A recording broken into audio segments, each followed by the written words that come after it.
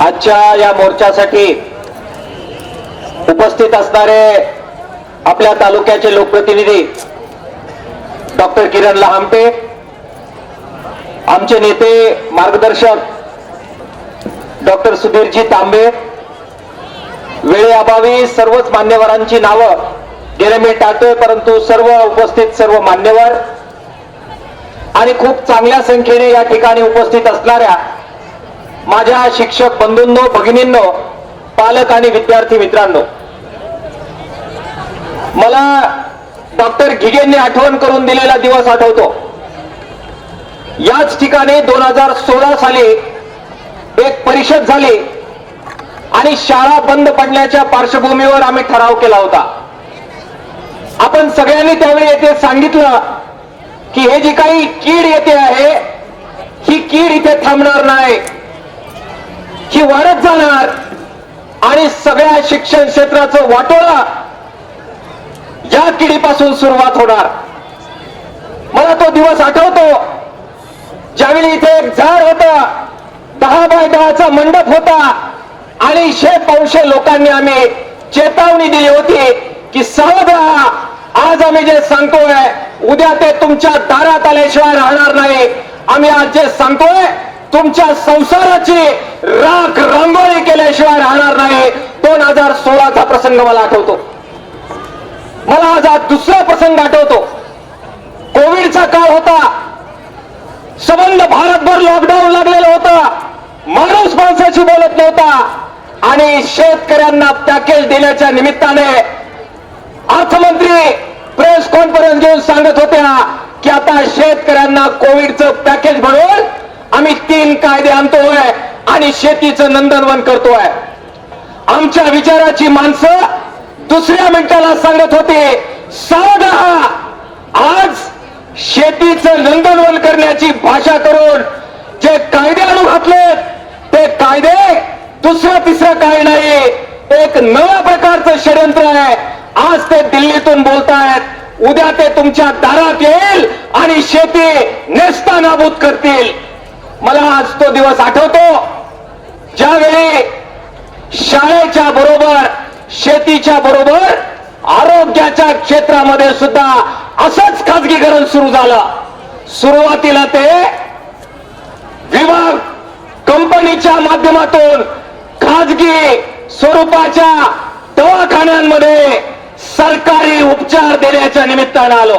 आम्ही म्हणालो की आज तुम्हाला हे गोड वाटेल, पण उद्या यातून तुमच्या गावागावातील दवाखाने, तुमच्या गावागावातील आरोग्य व्यवस्था उद्ध्वस्त केली जाईल आणि दवाखान्यांच्यासाठी खाजगी दवाखान्यांच्या दारात तुम्हाला तुमच्या लेकरा बाळांचं उभं केलं जाईल.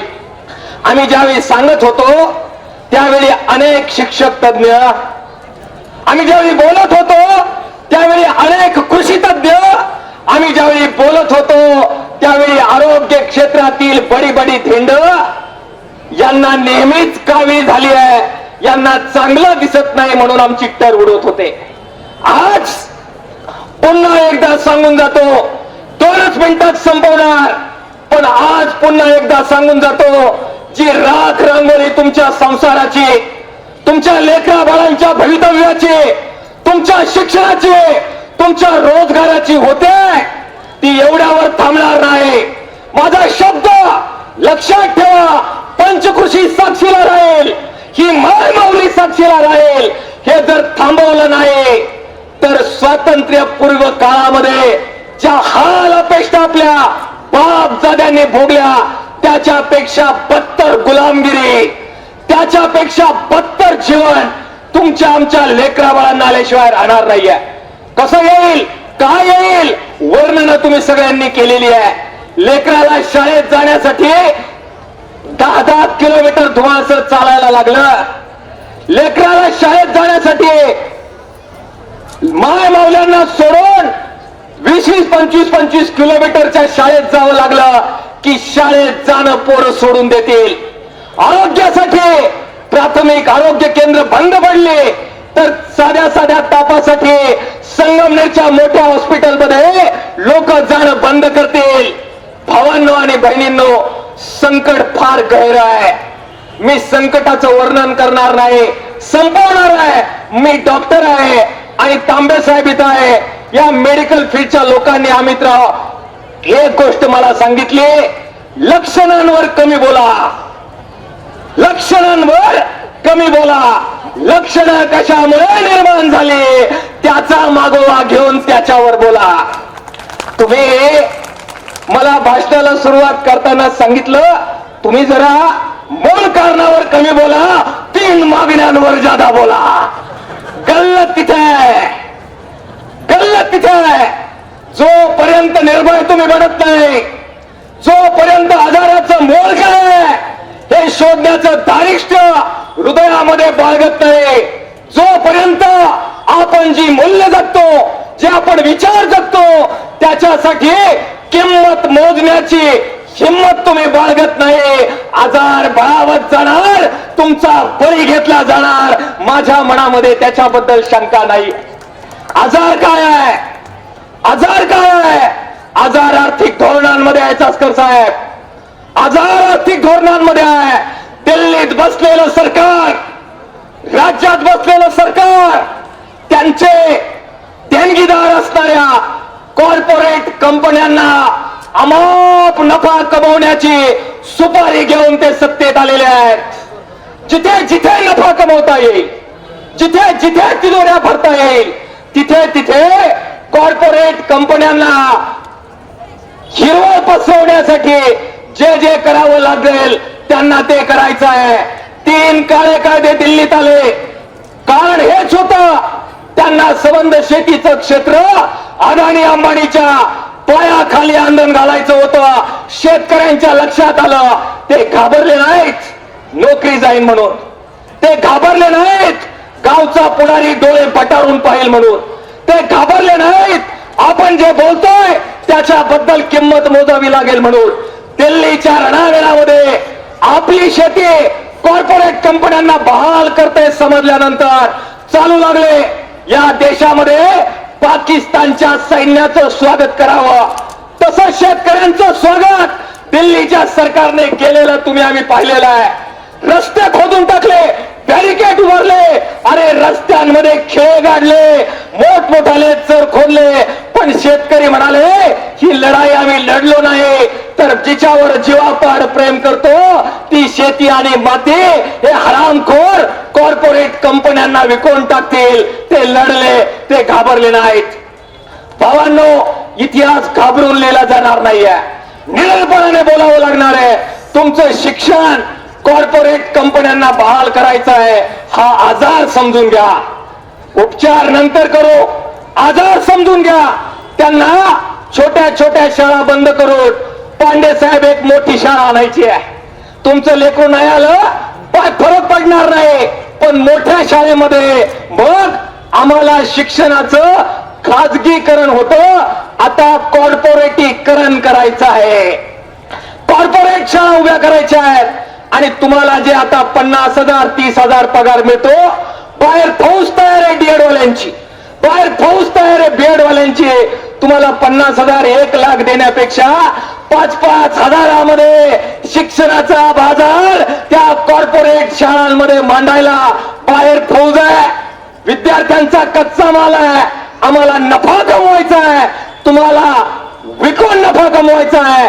नफा कमवता यावा यासाठी जशी शेती विकायची होती तसंच नफा कमवता यावा यासाठी या शाळांचा बाजार बंद करून शाळांचे कारखाने गावागावातल्या चौकात आम्हाला उभे करायचे आहे. हा आजार समजून घ्या. फक्त शिक्षण क्षेत्रातच नाही, मेलीना 5-50 रुग्ण परवा आपण बातम्या वाचल्या, उसासे टाकले आणि शांत बसलो. त्यांना गावागावातले दवाखाने असेच बंद पाडायचे आहेत, त्यांचे क्लस्टर करायचे आहेत, अदानी आणि अंबानींना चालवायला द्यायचे आहेत. मग काय करावं लागेल? हे करायचं असेल तर आपल्याला बदनाम कराव्या लागतील शाळा. वाईट असतात शाळा. गावामध्ये कोणी शिकवत नाही, शिक्षक येत नाही, पोरांना वाचता येत नाही, पटसंख्या नाहीये, मग त्या बंद करा. आपल्याला बदनाम करावे लागतील दवाखाने. पीएससी मध्ये डॉक्टर येत नाही, औषधं राहत नाही, कोणी उपचार केले तर बरे होत नाही, मग पीएससी बदनाम कराव्या लागतील. आपल्याला शेतकरी बदनाम करावा लागेल. त्याला शेती येत नाही, नांगरता येत नाही, नफा कमवता येत नाही, शेतीमाल विकता येत नाही, कच्चा माल तयार करायचा आहे. आणि याचं मूळ कारण, मूळ आजार केंद्रातलं आणि राज्यातलं जे सरकार आहे, जे दलालांचं सरकार आहे, जे भाडोत्रीचं सरकार आहे, कॉर्पोरेट कंपन्यांना विकलं गेलेलं जे सरकार आहे, त्यांना तुमचा सगळा संसार उद्ध्वस्त करून जिथे जिथे नफा कमवता येईल तिथे तिथे नफा कमवायचा आहे. मी वाचत असतो पोस्ट समर्थन करणाऱ्या शिक्षक तज्ञांच्या, मी वाचत असतो पोस्ट शिक्षकांच्या पुढाऱ्यांच्या, आणि ते समर्थन करतात की कॉर्पोरेट पैसा या निमित्ताने CSR फंडच्या निमित्ताने खोपसंडी कुमशेत पर्यंत येईल. अरे लबाडांनो, हा लबाडी बघा, पैसा तिकडनं इकडे येत नसतोय, पैसा इकडनं तिकडे जात असतोय. शेतकऱ्याच्या पोराला हे माहिती आहे, पैसा चढाकडनं उताराकडे येतो, पाणी चढाकडनं उताराकडे येतो. जिथं पाणी कमी असतं तिथलं, जिथं पाणी जादा असतं तिथं माझा बाप बांध बांधून अशा प्रकारे वाफा काढतो. उतार समजून घेतला पाहिजे. हा उतार समजून न घेता फक्त आपल्याला पुरस्कार मिळवायचे आहेत, शबासक्या मिळवायच्या आहेत, मतदान मिळवायचं आहे, कोणाचं तरी कृपाभिलाषी व्हायचं आहे म्हणून जर कोणी बोलू लागला तर याच्यावर कितपत विश्वास ठेवायचा, तुमच्या आमच्या लेकरा बाळांसाठी आपण विचार करण्याची आवश्यकता आहे. वेळ खूप झालेला आहे. बोलत आलोय, बोलत राहील, ठामपणानं बोलत राहील. विनंती करतोय, तुम्ही बोललं पाहिजे, निडरपणाने बोललं पाहिजे, डोळ्यात डोळे घालून बोललं पाहिजे, किंमत मोजण्याची तयारी ठेवून बोललं पाहिजे. Welcome mister Sawant.